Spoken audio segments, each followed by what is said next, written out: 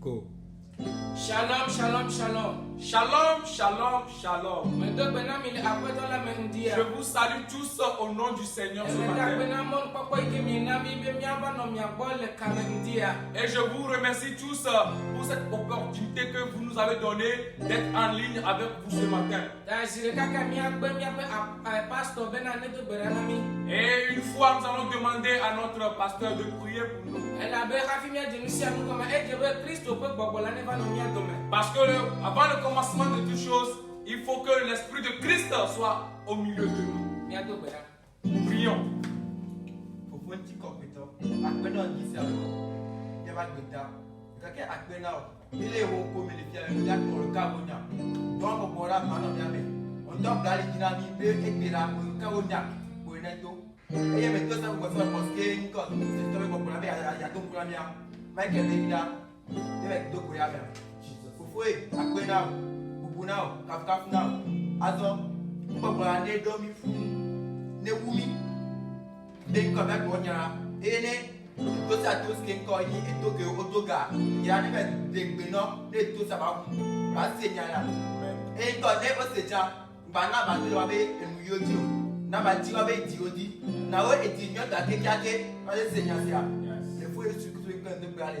Amen.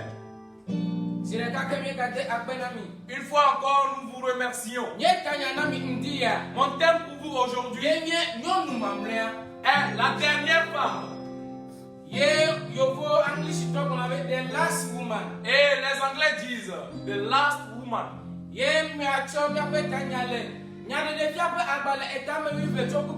Nous tirerons notre thème central dans le livre de Apocalypse 12 du premier verset.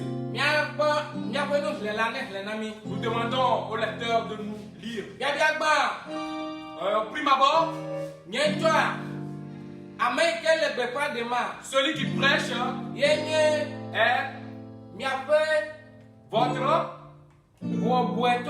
honorable et humble pasteur Haggai.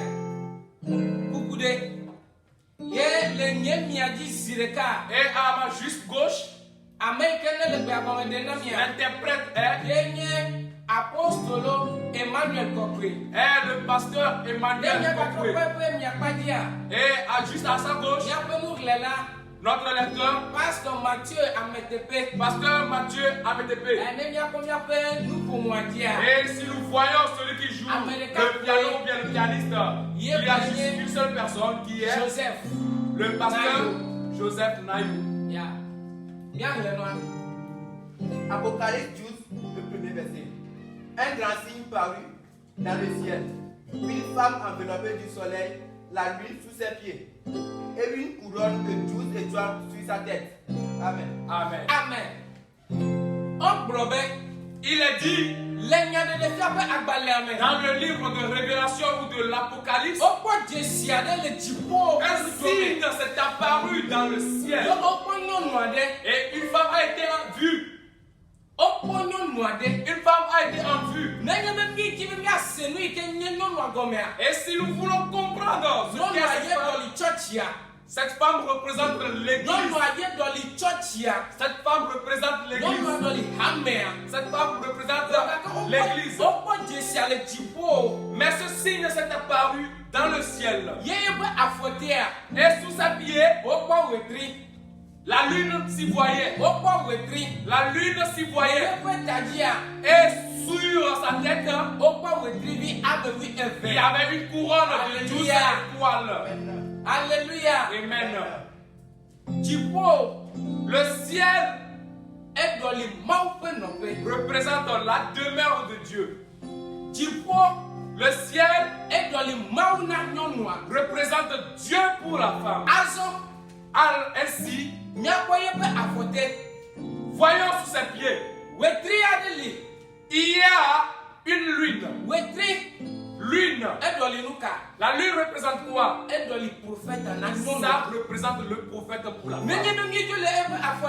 Et si nous quittons ses pieds, la femme qui représente l'église, elle doit avoir ses disciples, ses fidèles. Et si elle a ses fidèles, elle doit avoir ses disciples. sont les 12 étoiles qui sont sous forme d'une couronne sur sa tête. Ainsi, retournons dans le livre de Jérémie, le chapitre 6, le verset 2.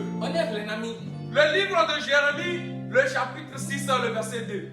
Je lis la parole de Dieu. La belle et la délicate, je la détruis, la fille de Zion. Je relis. Jérémie 6, le verset 2. La belle et la délicate, je la détruis, la fille de Zion. Amen. Si nous voyons là, la fille de Zion, elle représente quoi pour Zion? Elle représente l'église pour Zion. Parce que s'il y a un homme, elle doit automatiquement avoir. Il doit automatiquement avoir une femme. En notre temps, il y a un homme. Il y a un homme. Il y a un prophète qui est du nom de David. Comme il est écrit dans le livre d'Ézéchiel. Et si cet homme existe, ce prophète existe, il doit avoir sa femme qui est son église.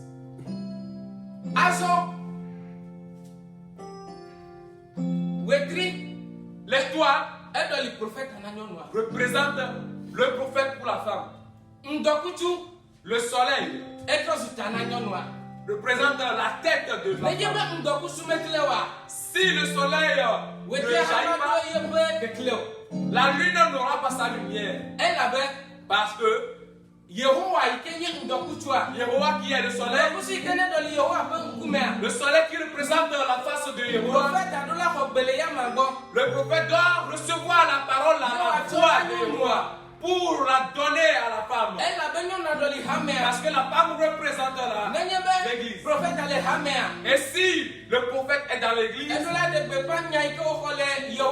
il doit prêcher la parole qu'il a reçue à ses disciples qui sont les 12 étoiles. Alléluia. Amen.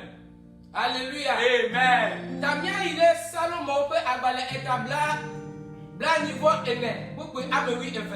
Allons dans le livre de Somme 88, le verset 12.